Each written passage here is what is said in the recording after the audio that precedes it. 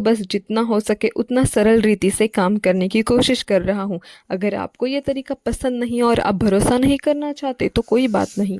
जब आपको भरोसा हो, तसल्ली हो जाए, तब हम इसके बारे में बात ज़रूर करेंगे। कुछ महीने बीत गए। गांव में खुशखबरी फैल गई। सुरेश ने किसानों को अच्छे दाम दिए और समय पर पैसे भी लौटाए। गांव के सभी लोग बहुत खुश हो गए और एक दूसरे को बतियाने लगे। अरे देखा भाई, ये सुरेश सेठ तो बहुत अच्छे हैं। वो महेश सेठ की तरह सिर्फ फर्जी नहीं थे, इन्होंने हमारे फसलों को बहुत अच्छे दाम में शहर में बेचा है। और देखो हम सबको कितना अच्छा इसका मूल्य भी मिला। हमारी तो कोई पहचान नहीं थी, मगर सुरेश जी तो बहुत बड़े पहचान वाले थे सच में। इन्होंने हमें काफ़ी अच्छा दाम दिलाया। इस बार को तो हम सबको बहुत अच्छा खासा मुनाफा हो गया भाइयों। सुरेश जी सच में बहुत अच्छे आदमी हैं। देखो ना, समय पर उन्होंने हमारे पैसे भी लौटाए। हमें आगे पीछे करने की, उन्हें पैसे मांगने की भी ज़रूरत नहीं पड़ी। बिना मांगे ही उन्होंने खुद एक एक को बुलाकर हर एक का हिसाब रख लिया और हर एक को उसके उसके पैसे समय पर दे दिए।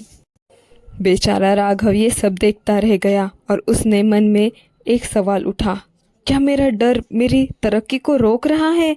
लगता है मुझसे बहुत बड़ी गलती हो गई और मैंने सुरेश जी के साथ व्यवहार नहीं किया। अगर मैं भी अपनी फसल इनके साथ देता तो मुझे भी अच्छे दाम मिलते और आज मुझे भी इन सब के साथ अच्छे पैसे मिलकर अच्छा मुनाफा होता था।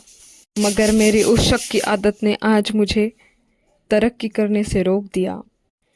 एक दिन राघव ने हिम्मत जुटाई। वह सुरेश के पास गया और डरते हुए कहा, मैं डरता हूँ क्योंकि मैंने पहले धोखा खा चुका हूँ, लेकिन फिर से कोशिश करना चाहता हूँ।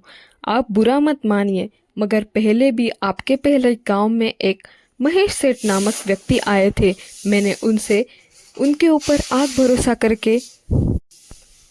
आंख बंद करके उनके ऊपर भरोसा किया और उन्होंने धोखा देकर भाग गए। हमारी सारी फसल, हमारा बहुत सारा नुकसान हो गया।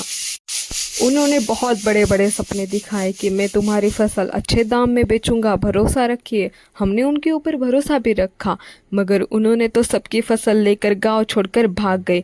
फसल भी गई, पैसे भी गए और भरोसा भी गया। इसीलिए मैंने पहले आपके ऊपर भरोसा नहीं रखा, लेकिन मैं फिर भी एक कोशिश करना चाहता हूँ। सुरेश कहने लगे, डरना गलत नहीं है, लेकिन डर के कारण आगे बढ़ना छोड़ देना ये बहुत गलत बात है। हर कोई एक जैसा नहीं होता। धोखा तो उनकी फितरत में था, मगर ये नहीं कि हर एक इंसान धोखा करने लगे। इस बार राघव ने जल्दबाजी नहीं की, कागज पढ़ा, सलाह ली और छोटा काम किया। धीरे धीरे उसका भरोसा वापस आने लगा। उसकी आमदनी बढ़ी और उसके चेहरे पर मुस्कान। एक शाम राघव अपने खेत में बैठा था।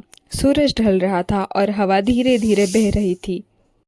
मैं सच में दूध का जला था, लेकिन अब मैंने सीख लिया कि छाछ भी फूंक फूंक कर पीना चाहिए, पर पीना छोड़ना नहीं चाहिए, क्योंकि इसमें किसी और का नहीं, अपना खुद का ही नुकसान होता है। अब अगली बार से मैं शक नहीं करूँगा, मगर जो भी काम करूँगा सोच समझ कर, जान कर ही करूँगा। जिंदगी हमें सिखाती है गिरकर संभलना। सावधानी ज़रूरी है, लेकिन डर के कारण आगे बढ़ना छोड़ देना नहीं। हमें नए तौर तरीके सीखकर आगे बढ़ते रहना चाहिए। अगर मैंने शक कर कर फिर से सुरेश जी पर भी भरोसा ना किया होता, महेश सेठ की तरह है सोचकर, तो आज मैं यहाँ तक भी नहीं पहुँचता। मैंने अपने पिछले अनुभव से जो भी सीखा, उसके जो अनुभव थे, उसकी वजह से आज मैं जो हूँ, मेरे पिछले अनुभव से ही हूँ। अगर मैंने डर कर किसी के साथ व्यवहार करना ही छोड़ दिया होता तो मैं आगे कभी नहीं बढ़ पाता। कभी कभी अगले वाले पर भरोसा भी करना होता है।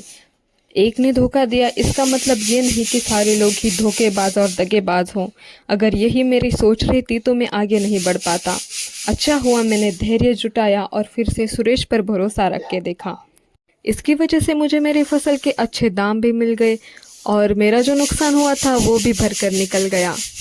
अगली बार से भी कोई नए व्यापारी आएंगे तो मैं इसी तरह छोटे काम से शुरू करूँगा। उनके ऊपर अंधा भरोसा करके मेरी पूरी फसल में उनके हाथ में कभी नहीं दूंगा। पहले छोटा व्यवहार कागज़ के ऊपर करके देखूंगा और फिर ही मैं आगे बढ़ूंगा।